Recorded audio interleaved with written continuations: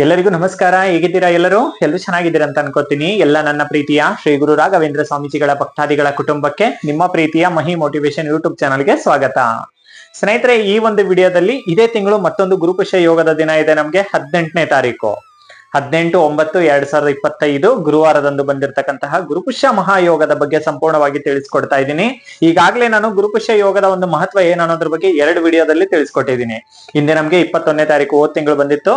ಅದೇ ರೀತಿ ನಮ್ಗೆ ರಾಯರ ಮಠದಲ್ಲೂ ಕೂಡ ಅಲ್ಲಿ ಇರುವಂತಹ ಚಿಕ್ಕ ಗುರುಗಳು ಕೂಡ ಗುರುಪುಷ್ಯ ಯೋಗದ ಒಂದು ವಿಶೇಷತೆ ಮಹತ್ವ ಏನು ಅನ್ನೋದ್ರ ಬಗ್ಗೆ ಕೂಡ ಅವರು ತಿಳಿಸ್ಕೊಟ್ಟಿದ್ದಾರೆ. ಆದ್ರೆ ಈ ಒಂದು ವಿಡಿಯೋದಲ್ಲಿ ನಾನು ತಿಳಿಸ್ಕೊಡ್ತಿರ್ತಕ್ಕಂಥದ್ದು ಏನಂತ ಅಂದ್ರೆ, ನಮ್ಗೆ ಈ ಒಂದು ಗುರುಪುಷ್ಯ ಯೋಗವು ಸ್ನೇಹಿತರೆ ಬಂದಿರತಕ್ಕಂಥದ್ದು ಪಿತೃಪಕ್ಷದಲ್ಲಿ ಆಗಿರೋ ಕಾರಣದಿಂದ ಯಾವುದೇ ರೀತಿಯ ತುಂಬಾ ಜನಗಳು ಯಾವುದೇ ರೀತಿಯ ಒಂದು ಶುಭ ಕಾರ್ಯಗಳನ್ನ, ಒಂದು ಹೊಸ ಕೆಲಸಗಳನ್ನ ಶುರು ಮಾಡೋದಿಲ್ಲ. ಆದ್ರೆ ಶುರು ಮಾಡ್ಲೇಬೇಕಂತ ಇರುವಂತವ್ರು ಈ ದಿನನೇ ಶುರು ಮಾಡ್ಬೇಕು. ಮತ್ತೆ ಗುರುಪುಷ್ಯ ಯೋಗ ಆದ್ಮೇಲೆ ನಾಡಿದ್ದು ಆ ಕಡೆ ಮಾಡೋಣ ಅಂತಿಲ್ಲ. ನಮ್ಗೆ ಪಿತೃಪಕ್ಷ ಮುಗಿಯೋವರೆಗೂ ಕೂಡ ಯಾವುದೇ ರೀತಿಯ ಶುಭ ಕಾರ್ಯಗಳನ್ನು ಮಾಡದೇ ಇದ್ರೆ ತುಂಬಾ ಒಳ್ಳೇದನ್ನುವಂಥದ್ದು ನನ್ನ ಒಂದು ಸಲಹೆ, ಆಯ್ತಾ. ಆದರೆ ಈ ಒಂದು ಗುರುಪುಷ್ಯ ಯೋಗದ ದಿನ ಕೆಲವೊಂದು ಸೇವೆಗಳನ್ನ ಮಾಡೋದ್ರಿಂದ ನಾವು ಶ್ರೀ ರಾಯರಿಗೆ ಸಂಪೂರ್ಣವಾಗಿ ನಾವು ತುಂಬಾ ಹತ್ರ ಆಗ್ತೀವಿ. ಶ್ರೀ ರಾಯರು ತುಂಬಾ ಬೇಗನೆ ಆಶೀರ್ವಾದ ಮಾಡ್ತಾರೆ. ತುಂಬಾ ಜನಕ್ಕೆ ಆಲ್ರೆಡಿ ಆಶೀರ್ವಾದ ಮಾಡಿದ್ದಾರೆ. ಅದು ಶಾಶ್ವತವಾಗೂ ಕೂಡ ಉಳಿಯುತ್ತೆ. ಜೊತೆಗೆ ಇನ್ನು ಹೆಚ್ಚಿನ ಒಂದು ಅಭಿವೃದ್ಧಿನ, ಇನ್ನು ಹೆಚ್ಚಿನ ಒಂದು ಸಂತೋಷದ ದಿನಗಳನ್ನ, ನೆಮ್ಮದಿಯ ದಿನಗಳನ್ನ, ಉತ್ತಮ ಆಯಸ್ಸು ಆರೋಗ್ಯವನ್ನ ನಾವು ಖಂಡಿತವಾಗ್ಲೂ ಕೂಡ ಪಡಿಬಹುದು ಅನ್ನುವಂಥದ್ದು ನನ್ನ ಅಭಿಪ್ರಾಯ. ಹಾಗಾದ್ರೆ ಈ ಒಂದು ಗುರುಪುಷ್ಯ ಯೋಗದ ದಿನ ನಾವು ಯಾವ ರೀತಿ ಮಾಡಬಹುದು? ಗುರುಪುಷ್ಯ ಯೋಗದ ದಿನ ನಾವಂತೂ ಗುರುವಾರ ದಿನ ಬೇಗ ಎದ್ದೇಳ್ತೀವಿ, ಮನೆಯೆಲ್ಲ ಒರೆಸ್ಕೊಂತೀವಿ. ಶ್ರೀ ರಾಯರಿಗೆ ನಾವು ಯಥಾ ಪ್ರಕಾರ ಹೆಂಗ್ ಪೂಜೆ ಮಾಡ್ತೀವೋ ಪ್ರತಿ ಗುರುವಾರ ಅದೇ ರೀತಿ ವಿಶೇಷವಾಗಿ ಸ್ವಲ್ಪ ಪೂಜೆ ಕೂಡ ಮಾಡ್ತೀವಿ. ಆದರೆ ಈ ದಿನ ಗುರುಪುಷ್ಯ ಯೋಗದ ದಿನ ಅಂದ್ರೆ ಶ್ರೀ ರಾಯರು ನಮ್ಮೆಲ್ಲರಿಗೂ ಕೂಡ ಈಗ ನೆರಳಾಗಿ ಕಾಪಾಡ್ತಿದ್ದಾರೆ. ಶ್ರೀ ರಾಯರ ಆಶೀರ್ವಾದದಿಂದ ಒಂದು ಊಟವನ್ನ ಮಾಡ್ತಾ ಇದೀವಿ. ಜೊತೆಗೆ ಶ್ರೀ ರಾಯರು ಭಕ್ತರಿಗೆ ತುಂಬಾ ಒಂದು ವಿಶೇಷವಾಗಿ ಅನುಗ್ರಹ ಮಾಡುವಂತ ದಿನ ಅಂತ ಕೂಡ ಹೇಳಿದ್ರೆ ತಪ್ಪಾಗ್ಲಿಕ್ಕಿಲ್ಲ. ಯಾಕಂದ್ರೆ ಗುರುಪುಷ್ಯ ಯೋಗದ ಬಗ್ಗೆ ಜ್ಯೋತಿಷ್ಯದ ಪ್ರಕಾರ ಗುರುಪುಷ್ಯ ಯೋಗವು ಒಂದು ಉತ್ತಮವಾದ ಮಹತ್ವವನ್ನ ಪಡ್ಕೊಂಡಿದೆ. ತುಂಬಾನೇ ವಿಶೇಷವಾದಂತ ದಿನ ಅಂತ ಕೂಡ ಹೇಳಲಾಗತ್ತೆ. ಈ ದಿನ ಶುಭ ಕಾರ್ಯಗಳನ್ನು ಮಾಡಬಹುದು. ಆದ್ರೆ ನಮ್ಗೆ ಪಿತೃಪಕ್ಷದಲ್ಲಿ ಬಂದಿರೋ ಕಾರಣದಿಂದ ಬೇಡ. ಅದಕ್ಕಾಗಿ ನಾನು ಹೇಳ್ತಿರುವಂತದ್ದು ಏನಂತ ಅಂದ್ರೆ, ಗುರುಪುಷ್ಯ ಯೋಗದ ದಿನ ನಿಮ್ಗೆ ಶಕ್ತಿ ಇದೆ ಅಂತ ಅಂದ್ರೆ ಕೆಲವೊಂದು ಸರಳವಾಗಿ ಸೇವೆಗಳನ್ನ ತಿಳಿಸ್ಕೊಡ್ತೀನಿ. ನೀವು ಇದನ್ನ ಹತ್ತಿರ ರಾಯರ ಮಠ ಇತ್ತು ಅಂದ್ರೆ ರಾಯರ ಮಠದಲ್ಲಿ ಮಾಡಿ. ಹತ್ತಿರದಲ್ಲಿ ರಾಯರ ಮಠ ಇಲ್ಲ ಅಂತ ಅಂದ್ರೆ ಏನ್ ಮಾಡ್ಬೋದು ಅನ್ನೋದ್ರ ಬಗ್ಗೆ ಕೂಡ ತಿಳಿಸ್ಕೊಡ್ತೀನಿ, ಚಿಂತೆ ಬೇಡ. ಮುಂಚಿತವಾಗಿ ನಾನು ತಿಳಿಸ್ಕೊಡ್ತಿರ್ತಕ್ಕಂಥದ್ದು ಏನಂತ ಅಂದ್ರೆ, ನಿಮ್ಗೆ ಹತ್ತಿರದಲ್ಲಿ ರಾಯರ ಮಠ ಇದೆ ಅಂತ ಅಂದ್ರೆ, ನಿಮ್ಗೆ ಶಕ್ತಿ ಇದೆ ಅಂತ ಅಂದ್ರೆ ಹಿಂದಿನ ದಿನನೇ ಅಂದ್ರೆ ಹಿಂದಿನ ದಿನ ಬುಧವಾರ ಇರುತ್ತೆ, ಏಕಾದಶಿ ಇರುತ್ತೆ. ಅವತ್ತಿನ ದಿನ ನಿಮ್ಗೆ ಗುರುಪುಷ್ಯ ಯೋಗ 18ನೇ ತಾರೀಕು ಬಂದಿರೋದ್ರಿಂದ ದ್ವಾದಶಿ ಕೂಡ ಇರೋದ್ರಿಂದ ತುಂಬಾ ಬೇಗ ಅಲಂಕಾರ ಮಾಡಿರ್ತಾರೆ ರಾಯರಿಗೆ, ಆಯ್ತಾ. ತುಂಬಾ ಬೇಗ ಅಲಂಕಾರ, ಪೂಜೆ ಸೇವೆಗಳು ನಡೆಯುವಂತದ್ದಾಗಿರುತ್ತೆ. ಅದಕ್ಕೋಸ್ಕರ ಹೇಳ್ತಾ ಇದ್ದೀನಿ, ಅಲ್ಲಿ ಅರ್ಚಕರಿಗೆ ಕೇಳ್ಬಿಟ್ಟು ನೀವು ಒಂದು 2 ಎಳೆನೀರು ತೆಂಗಿನಕಾಯಿ ಬರುತ್ತಲ್ವಾ, ಎಳ್ನೀರು ಬರುತ್ತಲ್ವಾ, 2 ಎಳ್ನೀರ್ನ ರಾಯರಿಗೆ ನೀವು ದ್ವಾದಶಿ ಇರುತ್ತೆ, ಗುರುಪುಷ್ಯ ಯೋಗ ಇರುತ್ತೆ, ಮಾರನೇ ದಿನ ಅಭಿಷೇಕ ಮಾಡೋಕಂತ ನಿಮ್ಮ ಕಷ್ಟಗಳನ್ನ ಹೇಳ್ಕೊಂಡು ಶ್ರೀ ರಾಯರಿಗೆ ಕೊಟ್ಬಿಡಿ. ಶ್ರೀ ರಾಯರ ಅಭಿಷೇಕಕ್ಕಂತ ಎಳ್ನೀರಿನ ಅಭಿಷೇಕ ಮಾಡಿ ಅಂತ ಕೊಟ್ಬಿಡಿ. ತುಂಬಾ ಜನಕ್ಕೆ ಒಂದು ಡೌಟ್ ಇರುತ್ತೆ, ಎಳ್ನೀರಿನ ಅಭಿಷೇಕ ಮಾಡ್ತಾರ ರಾಯರಿಗೆ ಅಂತ. ಪಕ್ಕದಲ್ಲಿ ಒಂದು ವಿಡಿಯೋ ಕೂಡ ಹಾಕಿರ್ತೀನಿ ನೋಡಿ. ಖಂಡಿತವಾಗ್ಲೂ ಕೂಡ ನಮ್ಮ ಶ್ರೀ ರಾಯರಿಗೆ ಮಾಡ್ತಾರೆ. ಇಲ್ಲಪ್ಪ ನಮ್ಗೆ 5 ಎಳ್ನೀರು ಕೊಡಿಸೋಷ್ಟು ಶಕ್ತಿ ಇದೆ ಅಂದ್ರೂ ತುಂಬಾ ಒಳ್ಳೇದು. 5 ಎಳ್ನೀರನ್ನ ಕೊಡಿಸ್ ಬನ್ನಿ. ಅಂದ್ರೆ ಬುಧವಾರ ದಿನ ಸಾಯಂಕಾಲನೇ ಅಲ್ಲಿ ಅರ್ಚಕರಿಗೆ ಕೊಡಿ. ಅವ್ರ ಮನೇಲಿ ಇಟ್ಕೊಂಡು ಬೆಳಗ್ಗೆ ಅವರು ಅದನ್ನ ಶುಚಿ ಮಾಡಿ ಏನ್ ಮಾಡ್ತಾರೆ ಅಂದ್ರೆ ಶ್ರೀ ರಾಯರಿಗೆ ಅವರು ಎಳ್ನೀರಿನ ಅಭಿಷೇಕ ಮಾಡ್ತಾರೆ. ನಿಮ್ಮ ಹೆಸರನ್ನು ಕೂಡ ಹೇಳಿ ಬನ್ನಿ, ಇವರು ಇಂಥವ್ರು ಅಂತ. ದಕ್ಷಿಣ ಸಮೇತ ಅಂದ್ರೆ ದಕ್ಷಿಣೆ ಅಂದ ತಕ್ಷಣ ನೀವು ಅಷ್ಟಿಷ್ಟು ಕೊಡಿ ಅಂತ ಹೇಳ್ತಲ್ಲ, ನಿಮ್ಮ ಶಕ್ತಿಗೆ ಅನುಗುಣವಾಗಿ ಕೊಡಿ.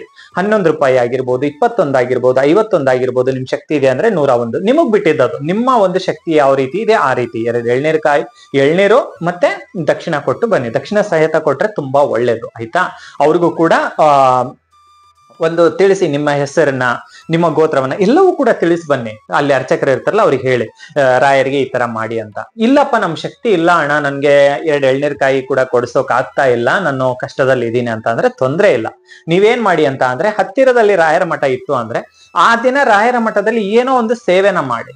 ಗುರುಗಳ ಸೇವೆನ ನನ್ನ ತಂದೆಗೆ ನಾನೊಂದು ಸೇವೆನ ಮಾಡ್ತಾ ಇದ್ದೀನಿ ಅಂದ್ರೆ, ಇವಾಗ ನೋಡಿ ಮನೇಲಿ ಯಾರಾದ್ರೂ, ನಾವುಗಳು ಇವಾಗ ಹೆಂಗಾಗಿದೆ ಅಂದ್ರೆ, ಮನೇಲಿ ಯಾರ್ದಾದ್ರು ತಂದೆ ತಾಯಿಗಳದ್ದು ಏನಾದ್ರು ಹುಟ್ಟುಹಬ್ಬ ಇತ್ತು ಅಂದ್ರೆ ಎಷ್ಟು ಚೆನ್ನಾಗಿ ಅವ್ರನ್ನ ಕೇರ್ ತಗೊಂತೀವಿ. ಅವತ್ತು ದೇವಸ್ಥಾನಕ್ಕೆ ಹೋಗ್ಬಾ ಅಂತೀವಿ, ಅವ್ರಿಗೆ ಏನಾದ್ರು ಗಿಫ್ಟ್ ಕೊಡುವಂಥದ್ದು ಮಾಡ್ತಿರ್ತೀವಿ. ಆದ್ರೆ ರಾಯರು ಕೂಡ ನಮ್ಮೆಲ್ಲರಿಗೂ ಕೂಡ ತಂದೆನೆ ಅಲ್ವಾ. ನಮ್ಮ ಪ್ರೀತಿಯ ತಂದೆನೆ ಅವರು. ತಾತ ಅಂತ ಕೂಡ ಪೂಜೆ ಮಾಡ್ತಾರೆ ಎಷ್ಟೋ ಜನ. ನನ್ನ ಅಕ್ಕ ತಂಗಿರೋ ಗೊತ್ತು ನನಗೆ.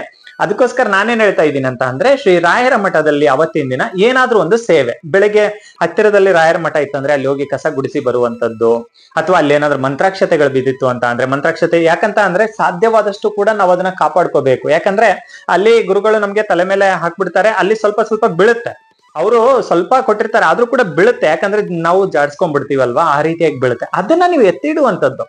ಈಗಂತೂ ಅವರಂತೂ ಆಶೀರ್ವಾದ ಮಾಡ್ತಾರೆ, ರಾಯರು ಅವ್ರ ಮುಖಾಂತರ ನಮ್ಗೆ ಆಶೀರ್ವಾದವನ್ನ ಮಾಡಿಸ್ತಾರೆ, ನಮ್ಗೆ ಒಂದು ಒಳ್ಳೇದಾಗ್ಲಿ ಅಂತ ಆಶೀರ್ವಾದವನ್ನ ಮಾಡ್ತಾರೆ. ಅದು ಬಿದ್ದಿರುತ್ತಲ್ವಾ, ಅದನ್ನ ತೆಗೆದು ಅಲ್ಲಿ ಎಲ್ಲಿಡ್ಬೇಕು, ಯಾರು ತುಳಿಯೋದ ಜಾಗದಲ್ಲಿ ನೀವು ಹಾಕ್ಬೇಕಾಗತ್ತೆ ಮಂತ್ರಾಕ್ಷತೆಯನ್ನ.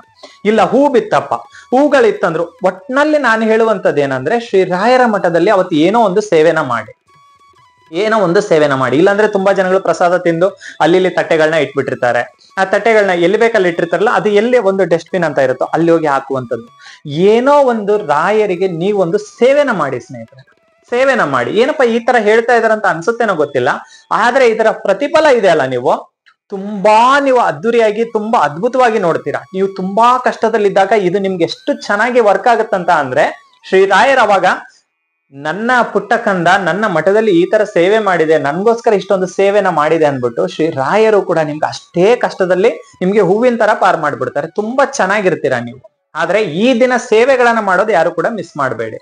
ಇನ್ನು ಹತ್ತಿರದಲ್ಲಿ ರಾಯರ ಮಠ ಇಲ್ಲ ಅಣ್ಣ, ನಮ್ಗೆ ಏನ್ ಮಾಡೋಣ? ಹತ್ತಿರದಲ್ಲಿ ರಾಯರ ಮಠ ಇಲ್ಲ, ನೀವು ಹೇಳುವಂತದನ್ನ ನಾವು ಮಾಡ್ಬೇಕಂತ ಅನ್ಕೊಂಡಿವಿ. ರಾಯರ ಮಠಕ್ಕೆ ಹೋಗಿ ರಂಗೋಲಿ ಸೇವೆನಾದ್ರೂ ಕೂಡ ಏನೋ ಒಂದು ಮಾಡ್ತಾ ಇದ್ವಿ, ಆದ್ರೆ ನಮ್ಗೆ ಹತ್ತಿರದಲ್ಲಿ ರಾಯರ ಮಠ ಇಲ್ಲ, ಏನ್ ಮಾಡೋಣ? ಹತ್ತಿರದಲ್ಲಿ ರಾಯರ ಮಠ ಇಲ್ಲ ಅಂತ ಅಂದ್ರೆ ಆಂಜನೇಯ ಸ್ವಾಮಿ ದೇವಸ್ಥಾನ ಅಂತೂ ಖಂಡಿತ ಇದ್ದೇ ಇರುತ್ತಮ್ಮ. ಪ್ರಾಣದೇವರು ಆಂಜನೇಯ ಸ್ವಾಮಿ ದೇವರು ಶ್ರೀ ರಾಯರಿಗೆ ತುಂಬಾನೇ ಇಷ್ಟ. ನೀವು ಆಂಜನೇಯ ಸ್ವಾಮಿ ದೇವಸ್ಥಾನದಲ್ಲೂ ಕೂಡ ನೀವು 2 ಎಳೆನೀರನ್ನ ಕೊಡ್ಬೋದು, ಅಥವಾ ಆಂಜನೇಯ ಸ್ವಾಮಿ ದೇವಸ್ಥಾನದ ಮುಂದೆ ಕಸ ಗುಡಿಸಿ ರಂಗೋಲಿ ಹಾಕಿ ಕೂಡ ಬರ್ಬೋದು, ಹೆಣ್ಮಕ್ಳಾಗಿರ್ಬೋದು. ಇನ್ ಗಂಡ್ಮಕ್ಳು ಇತ್ತಂದ್ರೆ ಅಲ್ಲಿ ಕಸ ಗುಡಿಸಿ ಬರುವಂತದ್ದು, ನಿಮ್ ಹೆಸರ ಮೇಲೆ ಒಂದು ಅರ್ಚನೆ ಮಾಡಿಸ್ಕೊಳ್ಳುವಂಥದ್ದು, ಈ ತರ ಆಗ್ಲಿ ಅಂತ ಗುರುಗಳನ್ನ ನೆನ್ಸ್ಕೊಳ್ಳುವಂಥದ್ದು. ಅಲ್ಲಿ ಕುತ್ಕೊಂಡು ಆಂಜನೇಯ ಸ್ವಾಮಿ ದೇವಸ್ಥಾನಕ್ಕೆ ಹೋದ್ರಿ ಅಂತ ಅಂದ್ರೆ ಒಂದು 11 ಸುತ್ತು ಪ್ರದಕ್ಷಿಣೆ ಸೇವೆನ ಮಾಡ್ಕೊಂಡು 11 ಸಲ ಓಂ ಹಂ ಹನುಮತೆ ನಮಃ, ಓಂ ಹಂ ಹನುಮತೆ ನಮಃ ಅಂತ 11 ಸಲ ಹೇಳೋ ಮುಖಾಂತರ ನಿಮ್ಮ ಕಷ್ಟಗಳನ್ನು ಕೂಡ ಹೇಳ್ಕೊಂಡು ಬರ್ಬೋದು. ಇಲ್ಲಪ್ಪ ನಮ್ಗೆ ಡ್ಯೂಟಿಗೆ ಹೋಗ್ತಾ ಇದೀವಿ, ಏನ್ ಮಾಡೋಣ ಅಂತಂದ್ರೆ ಯಾರಿಗಾದ್ರೂ ಊಟ ಕೊಡಿಸ್ಬಿಡಿ. ಶ್ರೀ ರಾಯರ ಹೆಸರ ಮೇಲೆ ಯಾರಿಗಾದ್ರೂ ಊಟ ಕೊಡಿಸ್ಬಿಡಿ. ಆದ್ರೆ ಅವತ್ತಿನ ದಿನ ಯಾರು ಕೂಡ ಮಾಂಸ ಸೇವನೆ ಮಾಡಬೇಡಿ, ಮದ್ಯ ಸೇವನೆ ಮಾಡಬೇಡಿ. ಗುರುವಾರ ಇದೆ, ಅವತ್ತು ಗುರುಪುಷ್ಯ ಯೋಗ ಇರೋದ್ರಿಂದ ದಿನ ಬಿಟ್ಬಿಡಿ. ಯಾಕಂದ್ರೆ ಗುರುಪುಷ್ಯ ಯೋಗ ತುಂಬಾನೇ ವಿಶೇಷವಾದಂಥದ್ದು. ಅಷ್ಟೇ ಶ್ರದ್ಧೆ ಭಕ್ತಿಯಿಂದ ನೀವು ಮಾಡಿ ನೋಡಿ, ಖಂಡಿತ ಒಳ್ಳೇದಾಗತ್ತೆ. ನಾನು ವಿಶೇಷವಾದಂತ ಪೂಜೆ ಹೇಳ್ತಾ ಇದ್ದೆ ನಿಮ್ಗೆ. ಯಾಕೆ ಹೇಳ್ತಾ ಇಲ್ಲ ಅಂದ್ರೆ, ಪಿತೃಪಕ್ಷದಲ್ಲಿ ಬಂದಿರೋ ಕಾರಣದಿಂದ ನೀವು ನಾರ್ಮಲ್ ಆಗಿ ಹೆಂಗ್ ಪೂಜೆ ಮಾಡ್ತಿರೋ ಹಂಗೆ ಮಾಡಿ. ಆದ್ರೆ ರಾಯರ ಮಠದಲ್ಲಿ ಈ ಸೇವೆಗಳನ್ನ ಮಾಡಿ.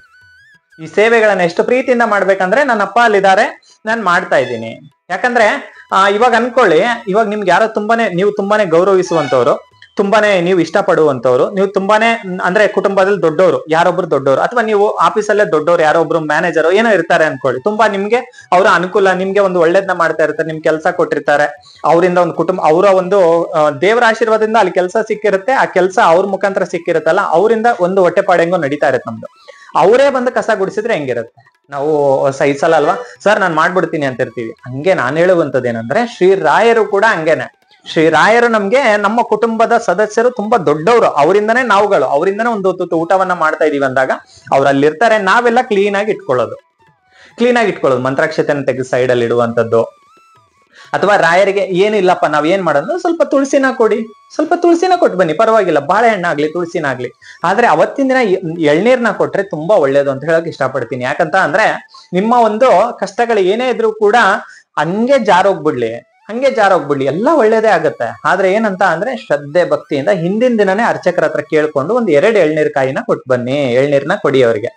ಗುರುಗಳೇ ಈ ತರ ಅಭಿಷೇಕ ಮಾಡಿ, ಆ ಬರೋ ದಿನಗಳಲ್ಲಿ ನನಗೆ ರಾಯರು ಎಲ್ಲಾ ರೀತಿ ಶಕ್ತಿನ ಕೊಟ್ರೆ ಇನ್ನು ನಾನು ವಿಶೇಷವಾದಂತ ಪೂಜೆಗಳನ್ನ ಮಾಡಿಸ್ತೀನಿ, ಕನಕಾಭಿಷೇಕ ಆಗಿರ್ಬೋದು, ಏನೋ ನಿಮ್ ಕೈಲಾದಷ್ಟು ಅಲ್ಲಿ ಗುರುಗಳ ಹತ್ರ ಕೇಳ್ಕೊಂಡು ವಿಶೇಷವಾದಂತ ಪೂಜೆ ಸೇವೆನ ಮಾಡ್ತೀನಿ ಗುರುಗಳೇ. ಆದ್ರೆ ಈ ದಿನ ದಯವಿಟ್ಟು ಕೂಡ 2 ಎಳ್ನೀರ ಒಂದು ಅಭಿಷೇಕ ಮಾಡಿಕೊಡಿ ಅಂತ ರಿಕ್ವೆಸ್ಟ್ ಮಾಡಿ, ನೀವು ಕೇಳ್ಕೊಳ್ಳಿ. ರಾಯರ ಅನುಮತಿ ಕೊಡಿಸ್ತಾರ್ರಿ, ಯೋಚನೆ ಮಾಡ್ಬೇಡಿ.